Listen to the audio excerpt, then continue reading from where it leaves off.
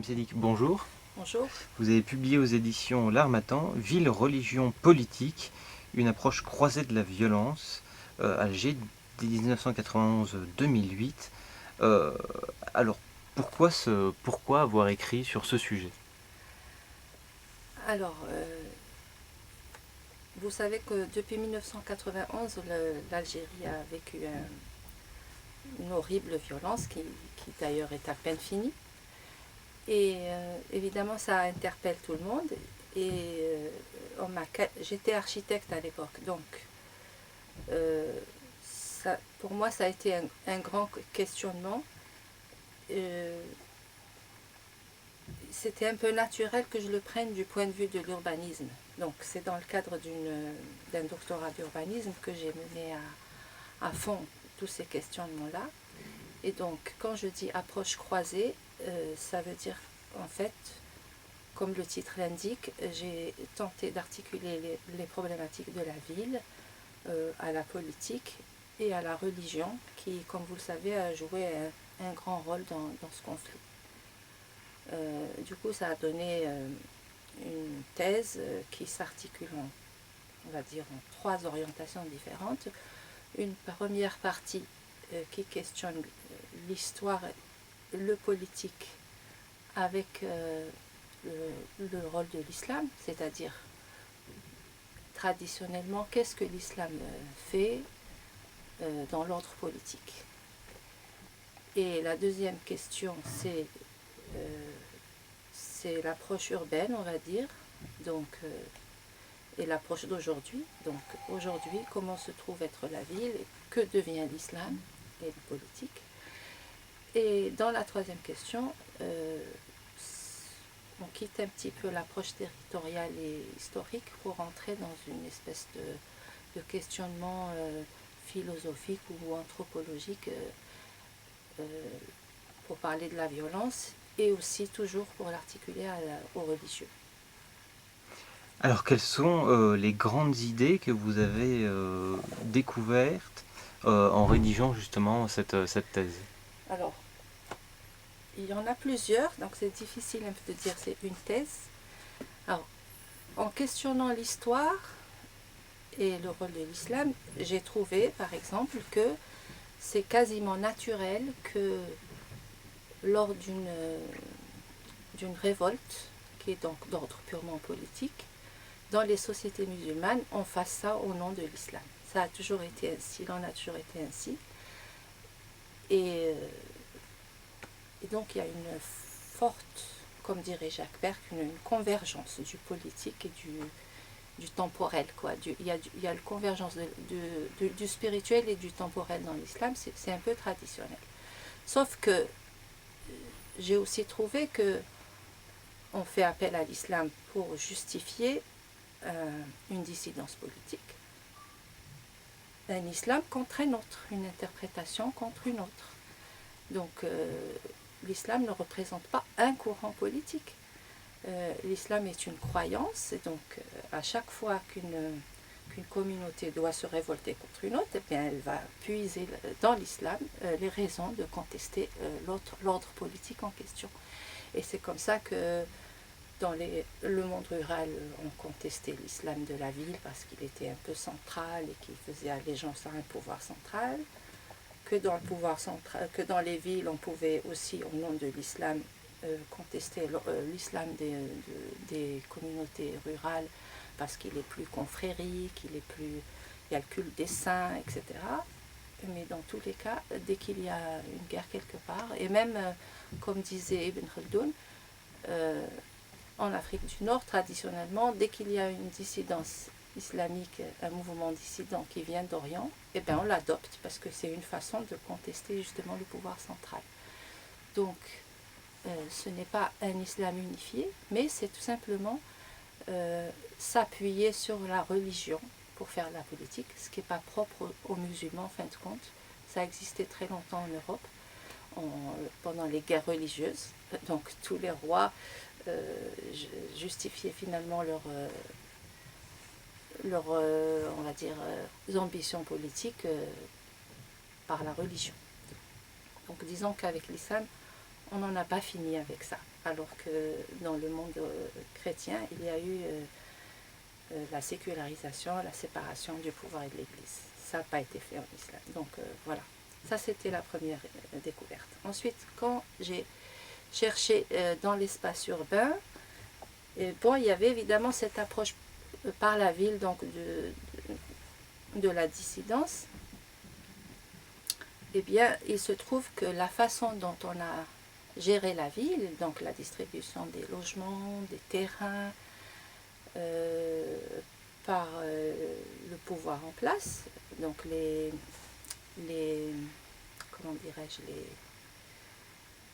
les héritiers du FLN, de l'armée de libération, eh bien, toutes les insatisfactions, toutes les contrariétés dans l'installation urbaine qui sont générées, par exemple, par le fait que les quartiers les plus aérés, etc., sont systématiquement pris par la bureaucratie du pouvoir, par l'armée, par des gens qui ont des appuis dans la bureaucratie, et qu'une certaine frange de la population se retrouve en périphérie, voire se retrouve non admise carrément dans le territoire urbain, au point qu'il y ait eu tout un mouvement d'urbanisme spontané qui est né des quartiers, d'immenses quartiers qui sont considérés comme illicites, ils n'ont pas d'acte de propriété.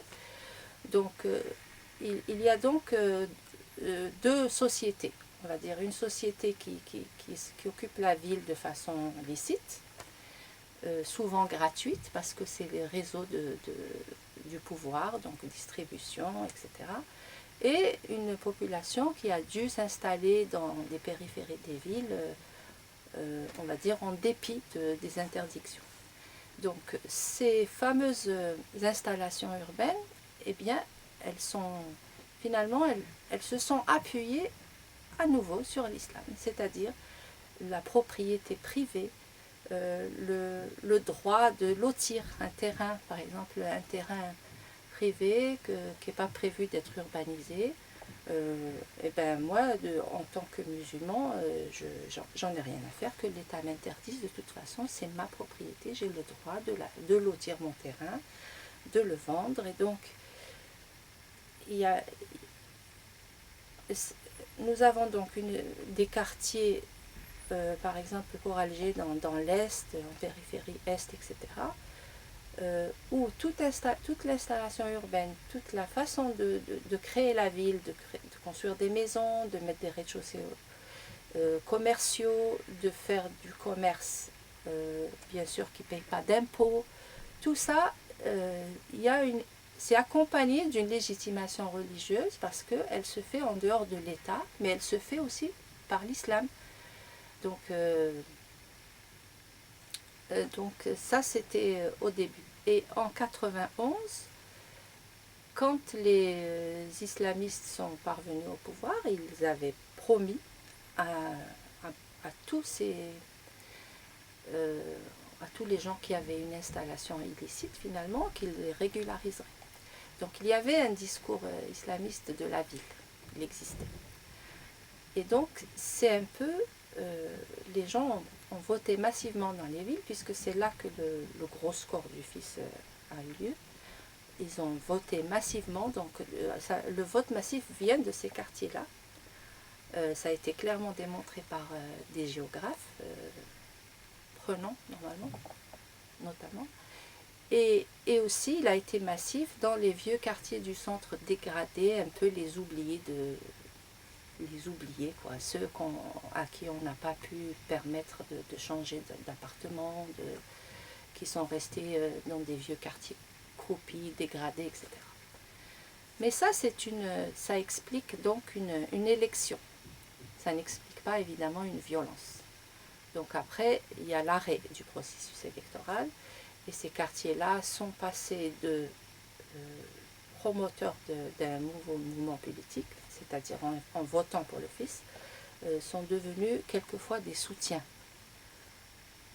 en période de dissidence, jusqu'à ce que la violence devienne beaucoup trop importante pour que qu'il en continue ainsi. Et il a commencé à y avoir des zones d'ombre après, parce que même les quartiers qui voulaient bien soutenir les premiers actes violents du fils en disant qu'après tout on a arrêté le processus électoral, ce n'est pas juste, on va les soutenir, ce sont des héros. Quand la violence a commencé à devenir, à dépasser certaines normes, il y a eu des questionnements et tout le monde est rentré dans le désarroi. Et même dans ces quartiers-là, il y a eu des massacres. Et donc ce n'est plus du tout une clé de lecture.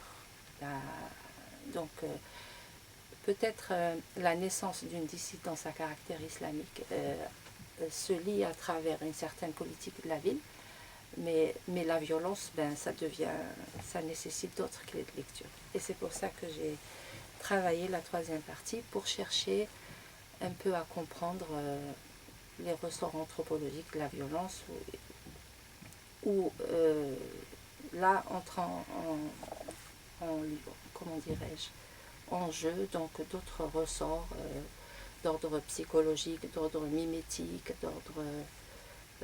voilà, je suis donc un petit peu sortie de la première approche, mais j'ai gardé le fil conducteur de la religion. Et oui, en quelque part, la religion a pu justifier la violence, mais comme je dis depuis tout le début, la religion justifie n'importe quoi.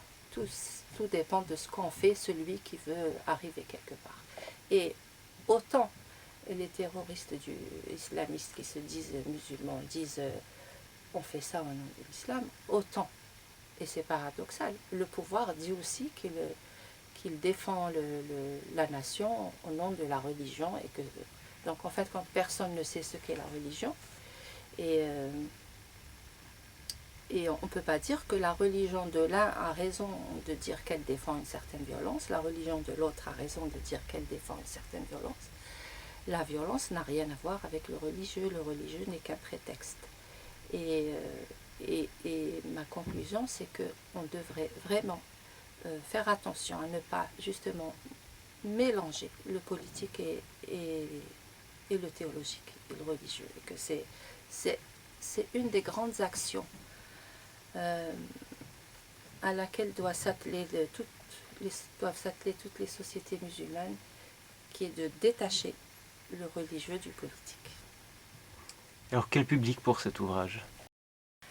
Alors, bien sûr, il y a beaucoup de lectures, on va dire, un peu sciences humaines, donc, mais c'est écrit comme je m'exprime là, c'est écrit normalement dans un français accessible à n'importe qui.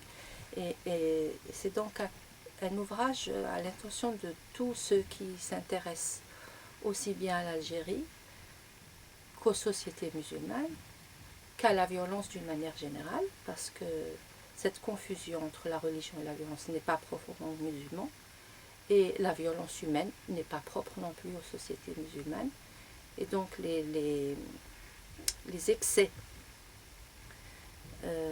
auxquels peuvent être amenés les êtres humains, eh bien, ça a été un petit peu analysé en troisième partie. Et je pense que c'est une lecture qui peut vraiment intéresser n'importe qui.